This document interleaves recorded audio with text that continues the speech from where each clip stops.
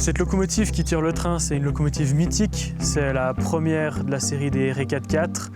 C'est pas souvent qu'on en voit, il en reste plus beaucoup. Alors moi je m'estime très chanceux de l'avoir. Et puis je pense que Mathis va pouvoir nous expliquer plus en détail ce qu'il en est.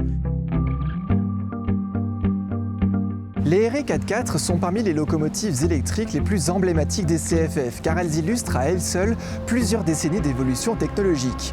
Comme d'habitude, prenons le temps de décortiquer leur nom. RE44. R pour une locomotive pouvant circuler à haute vitesse dans les courbes et le E pour électrique. La fraction 4-4 indique que les 4 essieux sont moteurs sur 4 au total.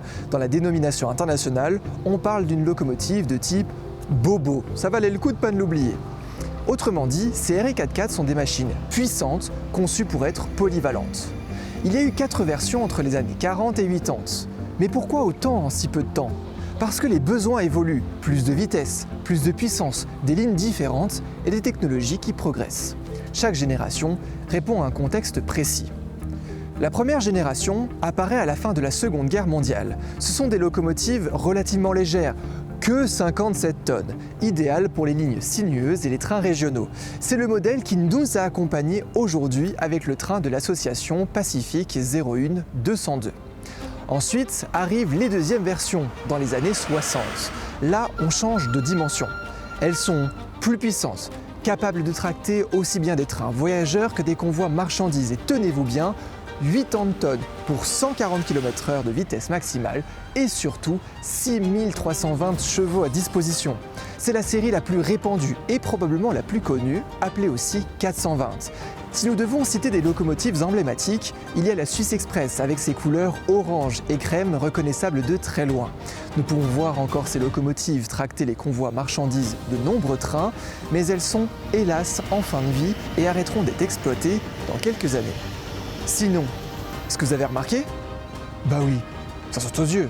Mais quand même. Les chiffres romains. Pourquoi est-ce qu'on les utilisait ? Parce qu'ils ne servent pas juste à numéroter, mais véritablement à distinguer.